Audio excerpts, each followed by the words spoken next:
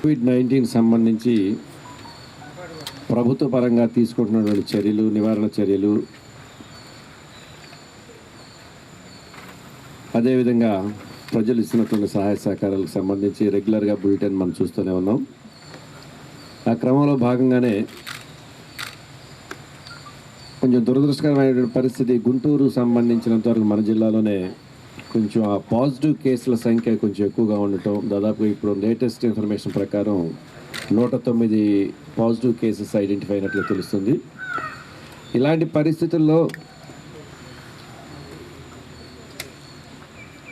ఈ క్వారంటైన్స్కి వెళ్ళినటువంటి వ్యక్తులకు సంబంధించి కానివ్వండి, పాజిటివ్ కేసెస్ వచ్చినటువంటి వ్యక్తులకు పూర్తిగా వైద్యపరంగా తీసుకోవాల్సినటువంటి అన్ని రకాలైనటువంటి చర్యలు కూడా తీసుకుంటూ, అదే క్రమంలో ప్రజలందరినీ కూడాను ఇంకా కొంత బాధ్యతతోటి సోషల్ డిస్టెన్స్ మెయింటైన్ చేసుకుంటూ ప్రభుత్వ అధికారులు తీసుకుంటున్నటువంటి నిర్ణయాలకు ప్రజలు సహకరించాలనేటువంటిదే ప్రప్రథంగా మా యొక్క అభ్యర్థన.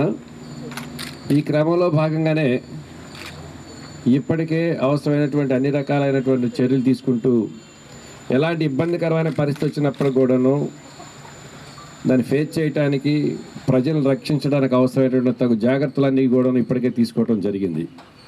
ఆ క్రమంలో భాగంగా గుంటూరు జిల్లాకు సంబంధించినంతవరకు 32 క్వారంటైన్ సెంటర్స్ ఐడెంటిఫై చేయటం,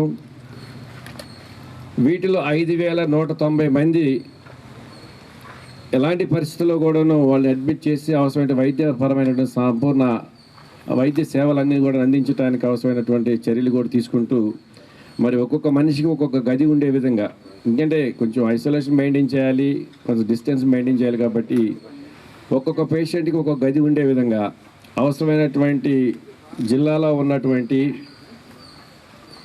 ప్రైవేట్ కాలేజెస్ కానివ్వండి, రెసిడెన్షియల్ స్కూల్స్ కానివ్వండి, వాటితో పాటుగానే కొన్ని ప్రభుత్వాలకు సంబంధించినటువంటి హాస్టల్స్ కానివ్వండి, వీటన్నిటిని కూడా ఇప్పటికే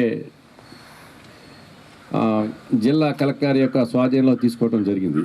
వీటితో పాటుగానే మన గుంటూరు పక్కనే ఉన్నటువంటి ఏపీ టిట్కో హౌసింగ్ కాలనీలో కూడాను 1496 మందిని అకామిడేట్ చేయడానికి అవసరమైనటువంటి అన్ని రకాలైనటువంటి ఏర్పాట్లు కూడా చేయటం జరిగింది. ప్రభుత్వ పరంగా అవసరమైనటువంటి అన్ని రకాలైనటువంటి చర్యలు తీసుకుంటూనే కాకుండా క్వారంటైన్లోకి వెళ్ళినటువంటి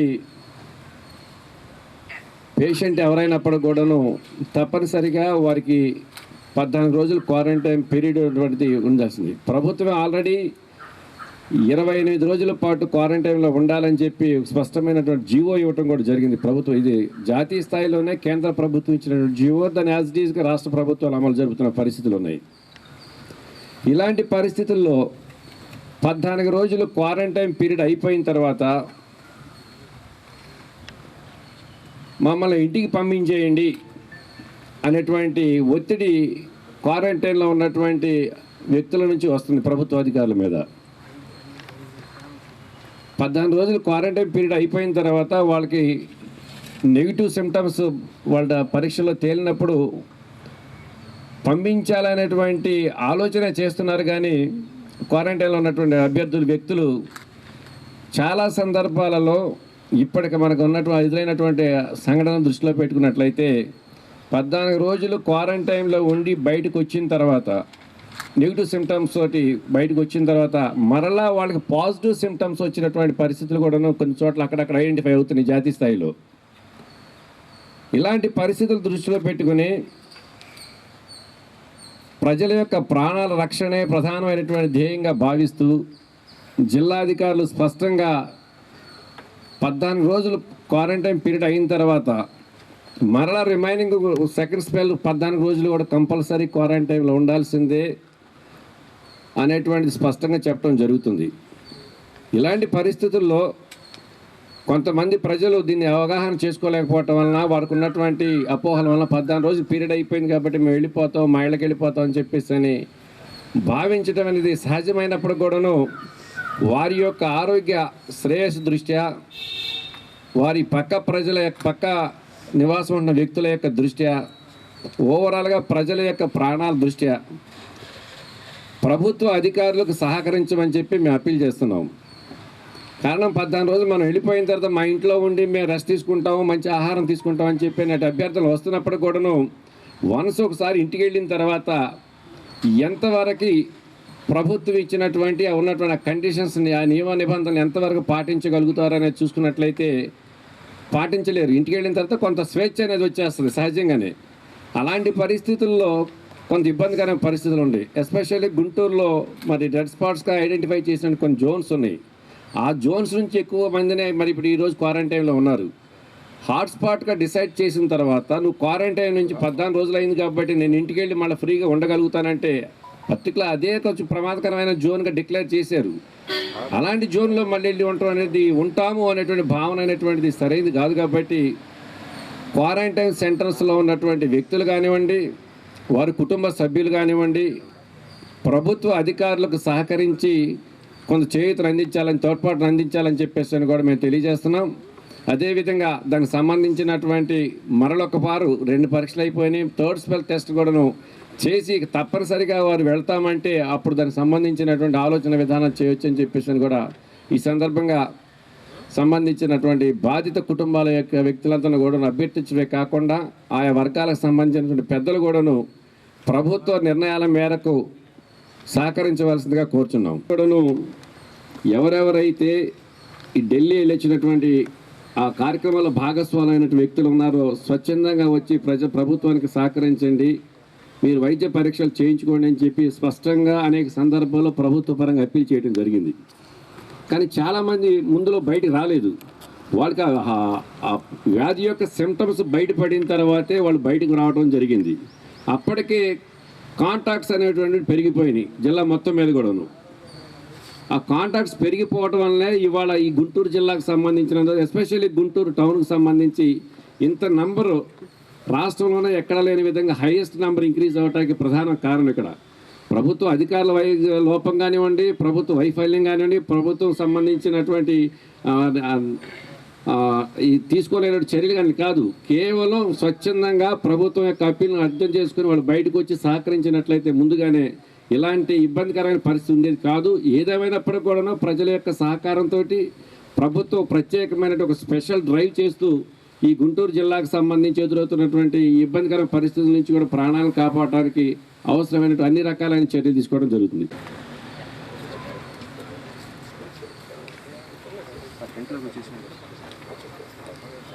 దాటిన వాళ్ళు,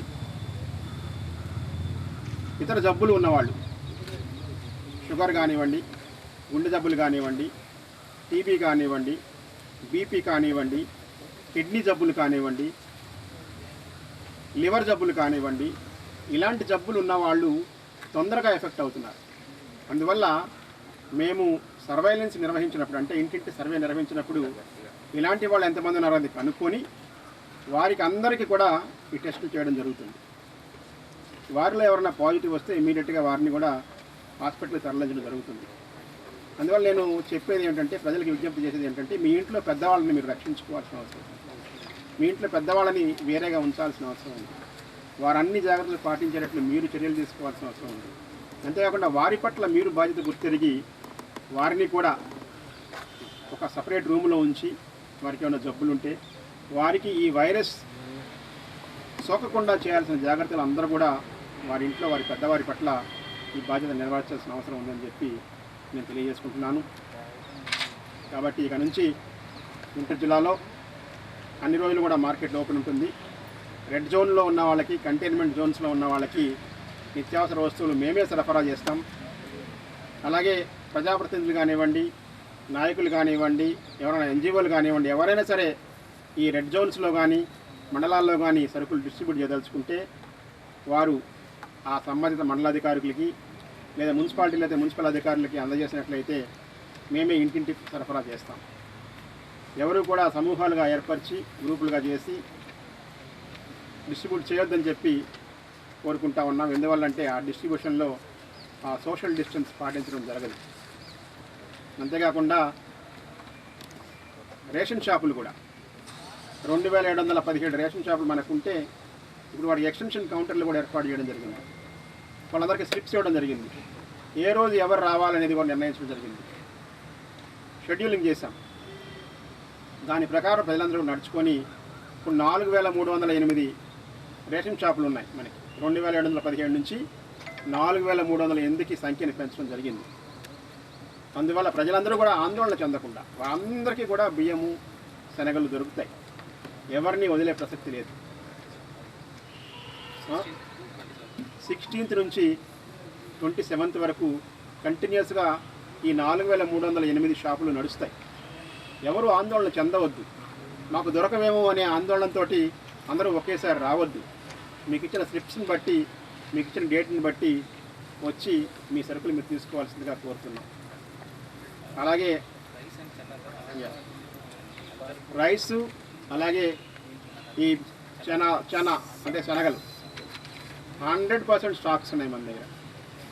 ఎవరు ఎప్పుడైనా సరే ఒకవేళ లేదు మాకు కార్డు అనుకుంటే ఇమీడియట్గా మీ విలేజ్ సెక్రటరీలో అప్లై చేయండి. ఆన్ వార్ ఫూటింగ్ బేసిస్ మీద మీకు సప్లై చేస్తాం. మీకు కార్డు లేకపోయినా కూడా మీకు ఇస్తాం, ప్రాబ్లం లేదు. కాబట్టి ఎవరు ఆందోళన చెందాల్సిన అవసరం లేదు. మాకు కార్డు లేదే, మాకు ఎవరేమే అనే ఆందోళన చెందాల్సిన అవసరం లేదు. అందరి నిత్యావసర వస్తువులు అందరికీ ఇస్తున్నాం. మన జిల్లాలో ఉన్నటువంటి 62,000 మంది వ్యవసాయ కూలీలు మన వేరే జిల్లాల నుంచి, వేరే రాష్ట్రాల నుంచి వచ్చి ఉన్నారు. వారందరికి కూడా మనం అందజేసాం. 18,000 కుటుంబాలు, 62,000 మంది ఉంటారు. 18,000 కుటుంబాల వారికి మనం అందజేసాం. రెడ్డి ల్యాబ్స్ వాళ్ళు, ఇంకా కనెక్ట్ ఆంధ్ర వాళ్ళు 15,000 ప్యాకెట్లు మనం సప్లై చేశారు. అవి కూడా వాళ్ళందరికీ అందజేసాం. మనం రేషన్ షాపుల ద్వారా ఒక 3,000 క్వింటాళ్ళు బియ్యాన్ని వారికి సప్లై చేశాం. కాబట్టి ఎవరికి ఎటువంటి ఇబ్బంది రానివ్వం, ఎవరికి ఎటువంటి నిత్యావసరాల కొరత రానివ్వం. ఎవరికైనా సరే. అంతేకాకుండా 28 చోట్ల షెల్టర్స్ కూడా ఏర్పాటు చేసి వాళ్ళకందరికీ కూడా భోజనం అందిస్తూ ఉన్నాం. సో ఇన్ని చర్యలు మనం చేస్తూ ఉన్నాం. ఈ చర్యలకి సపోర్ట్ చేయాలనుకున్న వాళ్ళు మున్సిపల్ కమిషనర్స్కి, అలాగే మండలాధికారులకి కనుక మీరు హ్యాండ్ ఓవర్ చేసినట్లయితే వారికి కూడా అందజేస్తాం. కాబట్టి ఈ చర్యలన్నింటినీ మీరు గమనించి ప్రజలందరూ కూడా జిల్లా అధికార యంత్రాంగంతో కోఆపరేట్ చేసి ఈ లాక్డౌన్ సమర్థవంతంగా అమలు చేసుకుంటూనే, సోషల్ డిస్టెన్స్ పాటిస్తూనే ఈ కరోనా వైరస్ని ఎదుర్కొందామని చెప్పి మీ అందరికీ కూడా విజ్ఞప్తి చేస్తూ ఉన్నాం. ముఖ్యంగా కంటైన్మెంట్ జోన్లు, రెడ్ జోన్లో ఉన్న వాళ్ళు మన ప్రభుత్వంతో సహకరించాల్సిన అవసరం ఉందని చెప్పి విజ్ఞప్తి చేసుకుంటున్నాం. 14 రోజులు అయిన వాళ్ళందరికీ మళ్ళీ టెస్టులు చేస్తాం. చేసిన తర్వాత వారికి మళ్ళీ నెగిటివ్ వస్తే వారందరినీ హోమ్ క్వారంటైన్ పంపించడం జరుగుతుందని చెప్పి తెలియజేసుకుంటాం. ఇప్పటి నుంచి మనం విజయవాడ హాస్పిటల్కి పంపించిన వాళ్ళు ఓన్లీ 9 మందే ఉన్నారు. 9 మందిలో 2 రికవర్ అయ్యారు. మిగిలిన 7గురిలో ఒక 2 మరణించడం జరిగింది. 5గురు ఇంకా అక్కడ ఉన్నారు. వాళ్ళందరూ బాగానే ఉన్నట్టు మాకు. సార్ ఓవరాల్ డెత్స్ ఏంటి సార్ మన జిల్లాలో? అంటే డెత్స్ ఇప్పటి వరకు జరిగింది 5.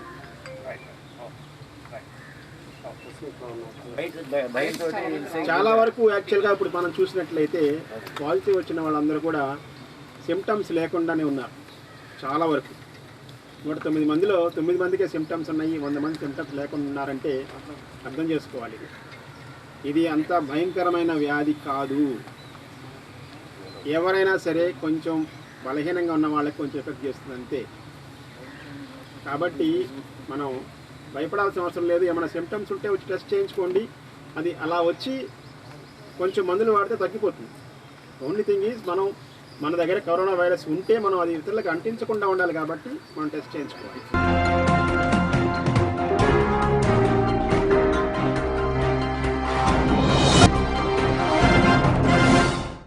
మాట ఇస్తే జగన్మోహన్ రెడ్డి గారు ఇచ్చిన మాట కోసం ఎంత దూరమైన పోరాటం చేయగలిగినటువంటి ఒక ఆత్మస్థైర్యం మరి ఉన్న వ్యక్తి.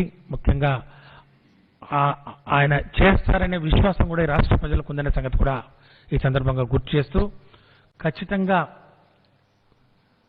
వారి ఆలోచన ఏదైతే ఉందో దాన్ని అమలు చేసే మరి దిశలో ఈరోజు కోర్టు ఇచ్చిన తీర్పు ఒక విజయంగానూ ఒక అపజయంగానూ దయచేసి ఎవరు చూడకూడదు. ఇది దీని మీద కామెంట్ చేయడానికి కూడా మీరు రాలేదు. ఒకటే మాత్రం మేము చెప్పగలుగుతున్నాం, we are committed for implementing this program. ఈ ప్రోగ్రామ్ ఏదైతే ఉందో starting of English medium schools from class 1 to 6 and దశల వారీగా ఎవ్రీ ఇయర్ దాన్ని పెంచుకుంటూ పోతూ 4 yearsలో మరి హై స్కూల్ వరకు కంపల్సరీగా ఇంగ్లీష్ మీడియం స్కూల్స్ మరి అన్ని ఏర్పాటు చేయాలని ఒక నిర్ణయానికి మేము కట్టుబడి ఉన్నాం. And this we will do it in accordance with law. ఈరోజు మరి ఈ జడ్జిమెంట్ మరి కాపీ ఇంకా మాకు రాలేదు. ఈ జడ్జిమెంట్ కాపీ వచ్చిన తర్వాత లా డిపార్ట్మెంట్తో కన్సల్టేషన్ చేసిన తర్వాత ఇది ప్రజా ప్రయోజనం కోసం ప్రజల ఆమోదంతో ఇది బడుగు బలహీన వర్గాల వారికి ఒక ఉన్నత స్థాయి కల్పించే విధంగా వారికి ఒక ఉన్నత చదువుల్లో మరి ముఖ్యంగా వారికి ఈ యొక్క అడ్వాంటేజ్ వచ్చే విధంగా తీసుకున్న ఈ యొక్క నిర్ణయాన్ని అమలు చేసే దిశలో మేము ముందుకు పోతాం. If it requires knocking at the doors of supreme court also we will go to that extent అని చెప్పి కూడా ఈ సందర్భంగా నేను తెలియజేస్తాను. ఈ నేపథ్యంలో ఒకవేళ దీన్ని అమలు చేసే ఈ యొక్క ఒక విప్లవాత్మకమైనటువంటి ఈ యొక్క ప్రోగ్రాం ముఖ్యమంత్రి గారి యొక్క ఆలోచన విధానం ఏదైతే ఉందో English medium schools in primary schools especially 1 to 6 దీన్ని అమలు చేసే దిశలో మరి కోర్టు వారికి మరి మేము ఇవన్నీ సమర్పించడం జరిగింది. దీని యొక్క ఇంపార్టెన్స్ కూడా చెప్పడం జరిగింది. ఈ తెలుగు మీడియం స్కూల్స్ కూడా పెడతామని చెప్పడం జరిగింది. అయినా కూడా మరి ఏ ప్రొసీజరల్ మరి ఇన్కరెక్ట్నెస్ లేకపోతే ఏ లెజిస్లేషన్స్ మరి వాల్యుయేషన్ జరిగిందో మాకు తెలియదు. ఏదేమైనప్పటికీ ఖచ్చితంగా సుప్రీంకోర్టు కూడా వెళ్ళి మరి ఈ యొక్క స్కీమ్ ఏదైతే ఉందో ఇది తల్లిదండ్రుల ఆకాంక్ష. ఎందుకంటే మనం చూసాం ఇదివరకే దీని మీద చాలా చర్చ జరిగింది. అసెంబ్లీ సాక్షిగా కూడా మరి 2 రోజుల పాటు చర్చలు జరిగిన విషయాన్ని కూడా ఒకసారి గుర్తు చేస్తా ఉన్నాను. ఎందుకంటే ఇది మేము చెప్పడం కాదు, ఇది ఒక శాస్త్రీయంగా జరిగినటువంటి ఒక రిపోర్టు, ఒక టోటల్ సర్వే. ఎందుకంటే UDISE 2018-19 survey enrolment of English medium and Telugu medium ఈ యొక్క సెక్షన్స్లో విద్యార్థుల ఎన్రోల్మెంట్ ఒకసారి చూసినట్టయితే from class 1 to 6 government management స్కూల్స్లో ఇంగ్లీష్ మీడియంలో 28.6% of the students are enrolled in English medium. And nearly 6,43,721 students are enrolled. When it comes to Telugu medium, it is almost 71.4%. That is 15,18,391. ఎందుకంటే ప్రభుత్వాలు ఎవరు దీని గురించి పట్టించుకోలేదు. తల్లిదండ్రుల ఆకాంక్ష తమ పిల్లల్ని పాఠశాల స్థాయిలోనే ఇంగ్లీష్ మీడియంలో చేర్పించాలనే వాళ్ళ ఆకాంక్షను ఆసరాగా తీసుకొని బలహీనతగా తీసుకొని ముప్పటిగా ప్రైవేట్ మేనేజ్మెంట్లో స్కూల్స్ మరి పుట్టగొడుగులో వచ్చినటువంటి పరిస్థితి ఈ యొక్క గణాంకం చూస్తే తెలుస్తుంది. ప్రైవేట్ మేనేజ్మెంట్లో క్లాస్ 1 to 6లో ఇంగ్లీష్ మీడియంలో 21,19,262 students are enrolled, which accounts for almost 93.95%. అంటే 94% ఆఫ్ ది ప్రైవేట్ మేనేజ్మెంట్ స్కూల్స్లో 1 to 6లో ఈ క్లాసెస్లో విద్యార్థులు ఇంగ్లీష్ మీడియంలో చదువుతున్నారు. కేవలం 6% అంటే 1,35,501 1,35,501 మంది విద్యార్థులు మాత్రమే తెలుగు మీడియంలో ప్రైవేట్ మేనేజ్మెంట్లో చదువుతున్న పరిస్థితి ఈ సందర్భంగా నేను రాష్ట్ర ప్రజల దృష్టికి తీసుకొస్తున్నాను. అంటే తల్లిదండ్రుల బలహీనతను ఆసరాగా తీసుకుని గత ప్రభుత్వాలు ఎవరు కూడా ఈ యొక్క ఇంగ్లీష్ మాధ్యమాన్ని ప్రభుత్వ పాఠశాలలో ప్రవేశపెట్టిన కారణంగా ప్రైవేట్ యాజమాన్యంలో మరి తల్లిదండ్రులు తమ పిల్లల్ని చేర్పించుకున్న పరిస్థితి ఈరోజు ఈ గణాంకాల ద్వారా తెలుస్తాం. కాబట్టి ఈరోజు మేము అదే చెప్తా ఉన్నాం. మీరు ఆ రోజు ఒక మాట మాట్లాడుతున్నారు, మళ్ళీ ఈరోజు మరి ప్రతిపక్షాలు ఈరోజు ఇంకొక మాట మాట్లాడుతూ ఈరోజు ఎంతవరకు పోయారంటే వాళ్ళు ఇది ప్రభుత్వానికి చెంపపట్టు అని చెప్తా ఉన్నారు. మేము ఒకటే చెప్తా ఉన్నాం తెలుగుదేశం పార్టీ నాయకులకు, ఇది ప్రభుత్వానికి చెంపపెట్టు కాదు. ఈరోజు మీ ఆలోచన విధానం, ఈ యొక్క తెలుగుదేశం పార్టీ నాయకుల ఆలోచన విధానం, ఆ పార్టీ విధానం పేద బడుగు బలహీన వర్గాలు, దళిత వర్గాలు వారికి చెంప మీద కొట్టినట్టు ఈరోజు మీరు చేస్తూ ఉన్నారు మీ యొక్క ఆలోచన విధానం ద్వారా. అంటే మీరు మీకు అవసరం లేదు, ఇంగ్లీష్ మీడియం స్కూల్స్ అవసరం లేదు, తెలుగు భాషను కాపాడాల్సిన బాధ్యత మీది, బడుగు బలహీన వర్గాలు దళిత వర్గాల మరి మీరే మీద ఉంది ఈ యొక్క బాధ్యత అని మీరు చెప్పదలుచుకున్నారా? ఈరోజు మీరు వాళ్ళు చెంప పలగొట్టే విధంగా మీరు మాట్లాడుతూ ఉన్నారు. బడుగు బలహీన వర్గాల చెంపలు పలగొట్టే విధంగా మీరు ఈరోజు ఈ యొక్క మాట మాట్లాడుతూ దీన్ని స్వాగతిస్తున్నాం. ఈ యొక్క ఇంగ్లీష్ మీడియం స్కూల్స్ మరి ప్రవేశపెట్టడానికి అవసరం లేదని చెప్తా ఉంటే దానికి మీరు ఈరోజు వంతపడడం ఎంతవరకు సమంజసం? మీ యొక్క ఆలోచన విధానం ఏంటి, మీ యొక్క స్టాండ్ ఏంటి అని చెప్పి ఈరోజు ఖచ్చితంగా మేము డిమాండ్ చేస్తా ఉన్నాం. మీకు మొన్న జరిగిన ఎన్నికల్లో ఈ రాష్ట్ర ప్రజలు 151 స్థానాల్లో చెడేళ్ళమని చెంప వాయించారు. అది గుర్తుపెట్టుకుని చెంపలు పగలగొట్టారు. ఆ చెంపలు మరి బూడుల్లాగా కందిపోయి ఉన్నాయి. ఆ దెబ్బలకు ఇంకా మీరు బయటకు కూడా రావట్లేదు. స్థానిక సంస్థల్లో కూడా మొహం చాటేసుకుని ఇంటి పక్కన ఉన్నారు. మీ చెంపల మీద పడ్డటువంటి ఆ యొక్క దెబ్బలను ఒకసారి చూసుకోండి. ఈరోజు ప్రభుత్వానికి చెంప పెట్టని చెప్తా ఉన్నారు మీరు. మేము ఖచ్చితంగా ఈరోజు ఈ రాష్ట్ర ప్రజలకు మరి వైఎస్ఆర్ కాంగ్రెస్ పార్టీ ద్వారా ఈరోజు మేము హామీ ఇస్తున్నాం. ఖచ్చితంగా ముఖ్యమంత్రి గారు ఈ యొక్క కార్యక్రమం ఏదైతే ఉందో దీన్ని ముందుకు తీసుకుపోయే విధంగా we will not leave any stone unturned. ఏ ఒక్క అవకాశాన్ని మేము విడిచిపెట్టకుండా ఖచ్చితంగా దీనికోసం మేము వారిని కన్విన్స్ చేయడానికి, కోర్టు వారిని కన్విన్స్ చేయడానికి మరి ఏ విధంగా ప్రొసీజర్స్ వాయిలేట్ అయ్యామో, ఏ విధంగా మేము మరి వారికి హక్కు ఇవ్వలేదు అని మరి ఒక కన్క్లూజన్కి వచ్చారో దానికి ఖచ్చితంగా సమాధానం చెప్తాం. మరి సుప్రీంకోర్టు తలుపులు కూడా తడతాం. ఖచ్చితంగా ఈరోజు మాతో పాటు చాలా మరి సంఘాలు, సామాజిక వర్గాల వాళ్ళు కూడా ఈరోజు ఈ యొక్క ఇంగ్లీష్ మీడియం స్కూల్స్ కావాలని చెప్పి వారు ఈ యొక్క పిటిషన్లు ఇంప్లీడ్ అయిన పరిస్థితి కూడా మనం చూస్తూ ఉన్నాం. కాబట్టి ఖచ్చితంగా ఈ యొక్క పథకాన్ని ముందుకు తీసుకోవడానికి రాష్ట్ర ప్రభుత్వం కట్టుబడి ఉందని చెప్పి కూడా తెలియజేస్తాం.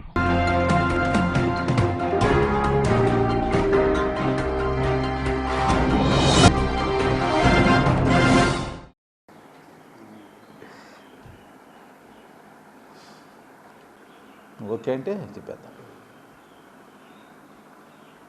లాక్డౌన్ మే 3 వరకు పొడిగించారు. జిల్లాలో ఉన్నటువంటి 50,000 మంది వలస కార్మికులు, వలస కూలీల పరిస్థితి ఇంకా దయనీయంగా తయారైంది. మన జిల్లాలో మిర్చి కోతల కోసం 12,000 మంది కర్నూలు జిల్లా నుంచి వచ్చారు. దాదాపుగా మిర్చి కోతలు పూర్తయినాయి. వాళ్ళు వెళ్ళటానికి సిద్ధమవుతున్నారు. కానీ చాలా చోట్ల పెదకూరపాడు మండలం, అమరావతి మండలం, అదేవిధంగా రకరకాల ప్రాంతాల నుంచి పనులు అయిపోయిన తర్వాత కాలినడకన బయలుదేరుతున్నటువంటి వాళ్ళని ప్రభుత్వ అధికారులు ఆపేస్తున్నారు. మేము కోరేది ఏంటంటే పనులు పూర్తయినటువంటి వాళ్ళని ప్రభుత్వమే బాధ్యత తీసుకొని వెంటనే వాళ్ళని వాళ్ళ ప్రాంతానికి ట్రాన్స్పోర్ట్ సౌకర్యం కల్పించి పంపించాల్సినటువంటి అవసరం ఉంది. అక్కడ పంపించిన తర్వాత అవసరమైతే క్వారంటైన్ కేంద్రాల్లో పెట్టండి. కాబట్టి ప్రభుత్వమే బాధ్యత తీసుకొని వాళ్ళని పంపి ఏర్పాటు చేయాలని చెప్పేసి మేము కోరుతా ఉన్నాం.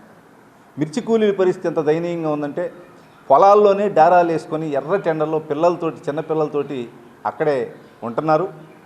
వాళ్ళకి ప్రభుత్వం ఇచ్చేటువంటి రేషన్ బియ్యం తప్ప ఏమీ సహాయం చేసినటువంటి పరిస్థితి లేదు. కాబట్టి వెంటనే వాళ్ళని పంపడానికి ఏర్పాటు చేయాలని చెప్పేసి కోరుతా ఉన్నాం. ఉన్నటువంటి వాళ్ళకి 5,000 రూపాయల నెలకి డబ్బులు ఇచ్చి వాళ్ళకి కావాల్సినటువంటి బియ్యం, సరుకుల్ని కూడా సప్లై చేయాలని చెప్పేసి కోరుతా ఉన్నాం.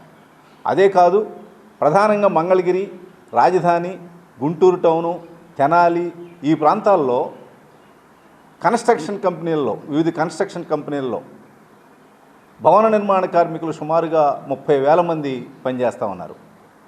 వీళ్ళు ప్రధానంగా బీహారు, ఒరిస్సా, ఛత్తీస్గఢ్, బెంగాలు ఇలాంటి ప్రాంతాల నుంచి వచ్చారు. వాళ్ళకేమో పనులు లేవు. లాక్డౌన్ కారణంగా పనులు లేవు. ఏం చేయాలి? అనేక ఇబ్బందుల్ని ఎదుర్కొంటున్నారు. ఎవరైనా సహాయం చేస్తే తింటున్నారు, లేకపోతే పస్తులు ఉంటున్నటువంటి పరిస్థితులు ఉన్నాయి. వాళ్లే కాదు, బెంగాల్ నుంచి బంగారం పనిచేయడానికి సహజంగా ఇక్కడికి 1000 మంది మన జిల్లాలో ఉన్నారు. ఇటుకబట్టి కార్మికులు ఉన్నారు. కొల్లూరు ప్రాంతంలో ఇటుకబట్టీల్లో పనిచేయడానికి శ్రీకాకుళం, విజయనగరం జిల్లాల నుంచి తక్కువ కూలీకి తెచ్చుకొని అక్కడ పనిచేపిస్తారు. వాళ్ళందరికీ పనులు లేనటువంటి పరిస్థితి ఉంది. మన జిల్లాలో 65 స్పిన్నింగ్ మిల్లులు ఉన్నాయి. ఈ 65 స్పిన్నింగ్ మిల్లుల్లో సుమారుగా 20,000 మంది కార్మికులు ఉంటే 15,000 మంది ఇతర ప్రాంతాల నుంచి, ఇతర రాష్ట్రాల నుంచి వచ్చినటువంటి వాళ్ళు ఉన్నారు. వాళ్ళంతా దుర్భర దారిద్ర్యంలో ఉన్నారు. ప్రభుత్వం మేము వాళ్ళని ఆదుకుంటామని చెప్తుంది, కానీ ఆచరణలో వాళ్ళని ప్రత్యేకంగా ఎక్కడున్నారు, ఏమిటి, వాళ్ళ పరిస్థితులు ఏమిటి అనేటువంటిది అర్థం చేసుకుని వాళ్ళ సహాయం చేయడంలో విఫలమైనవి. కాబట్టి వెంటనే పనులు లేనటువంటి వాళ్ళకి, వాళ్ళు అభద్రతా భావంలో ఉన్నారు, పనులు పూర్తయినటువంటి వాళ్ళని ప్రభుత్వం క్వారంటైన్ చేయాలి. చేసిన తర్వాత అవసరమైతే అక్కడికి పంపించిన తర్వాత అయినా సరే అనుమానం ఉంటే వాళ్ళని క్వారంటైన్ కేంద్రాల్లో పెట్టి వాళ్ళని రక్షించాల్సినటువంటి అవసరం ఉంది. వాళ్ళు నడిచి వెళ్లకుండా చేయాల్సినటువంటి అవసరం ఉంది. వాళ్ళలో అభద్రతా భావాన్ని తొలగించాల్సినటువంటి అవసరం ఉందనేటువంటిది మేము కోరుతా ఉన్నాం. అదేవిధంగా ఈరోజు రైతాంగం పరిస్థితి అత్యంత దారుణంగా ఉంది. మొక్కజొన్న, జొన్న వచ్చి రెడీగా ఉన్నాయి. 60 కొనుగోలు కేంద్రాలను పెడతామని ప్రభుత్వం చెప్పింది. 12 రోజులైంది చెప్పి. ఇంతవరకు కొనుగోలు కేంద్రాన్ని ఆచరణలో పెట్టింది లేదు. అక్కడ ఒక గింజ, ఒక కింటా కూడా కొనుగోలు చేసినటువంటిది లేదు. కాబట్టి మాటలు తప్ప ఆచరణలో లేదు. అదేవిధంగా ఖరీఫ్ పంట, జనవరిలో ఖరీఫ్ పంట పండింది. ప్యాడీ బ్రహ్మాండంగా ఈ సంవత్సరం పంట పండింది. వాటన్నింటినీ కుప్పలేసి ఉంచారు, ఇంతవరకు నోర్చలా. ఇప్పుడు మేము రబీ పంటను కొంటాం కానీ ఖరీఫ్ పంటను మేము కొనమని చెప్పేసి నిబంధనలు పెడతా ఉన్నారు. ఈ కొనేటువంటివి కూడా మొక్కజొన్న, జొన్న, ఇతర పంటలను కొనేటువంటివి కూడా ఏం చెప్తున్నారు? ఈ క్రాప్ బుకింగ్ ముందే చేసుకోవాలి. ఈ క్రాప్ బుకింగ్ అంటే ఏం చేయాలి? ఫస్ట్ పట్టాదారు పాస్ పుస్తకం ఉండాలా, బ్యాంక్ అకౌంట్ పెట్టాలా, ఆధార్ కార్డును కూడా లింక్ చేసి ముందు అప్లోడ్ చేయాలి. అప్లోడ్ చేస్తేనే కొంటారు. ఇంత తతంగం చేయడానికి అవకాశం ఉందా? మన జిల్లాలో 60% మంది, అంటే 2.5 లక్షల మంది కౌలుదారులు ఉన్నారు. మరి కౌలుదారులకు పట్టాదారు పాస్ కోసం ఎక్కడి నుంచి వస్తుంది? వాళ్ళు ఎట్టా అప్లోడ్ చేయాలి? కాబట్టి గత్యంతరం లేక వాళ్ళు రైతు పేరుతోటే అమ్ముకోదలుచుకుంటే రైతు పేరుతోటి అమ్ముకోవాల్సిన పరిస్థితి వస్తూ ఉంది. కాబట్టి ఈరోజు కౌలు రైతులు కూడా చాలా దుర్భరమైనటువంటి పరిస్థితుల్లో ఉన్నారు. ప్రభుత్వం మాటలు చెప్పడం కాదు, తక్షణమే ప్రభుత్వ కొనుగోలు కేంద్రాలు పెట్టాలా, మద్దతు ధరకి ప్రభుత్వమే నేరుగా కొనుగోలు చేయాలా. ఇంతవరకు ఆచరణలోకి రాలేదు. పదే ప్రకటిస్తున్నారు తప్ప ఆచరణలోకి రాలేదు. కాబట్టి తక్షణమే వ్యవసాయ రంగాన్ని కూడా పరిరక్షించాల్సినటువంటి అవసరం ఉంది. అదేవిధంగా కౌలు రైతులను ఆదుకోవాల్సినటువంటి అవసరం ఉంది. వలస కూలీలని, వలస కార్మికులను కూడా వెంటనే ఆదుకోవాల్సినటువంటి అవసరం ఉంది. మేము వెళ్ళాలి తప్పదు అనుకున్నటువంటి వాళ్ళని వెంటనే వాళ్ళకి ట్రాన్స్పోర్ట్ సౌకర్యం కలగజేసి వాళ్ళని పంపించేటువంటి ఏర్పాట్లు ప్రభుత్వమే బాధ్యతాయుతంగా చేయాలని చెప్పేసి కోరుతా ఉన్నాం.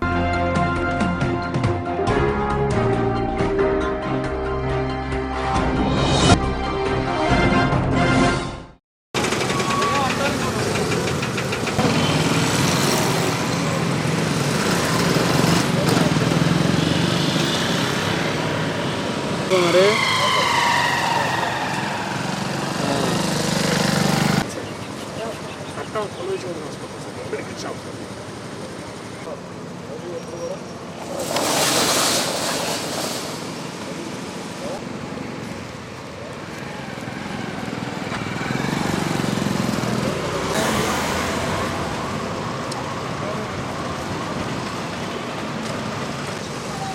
ఆడికి వెళ్ళి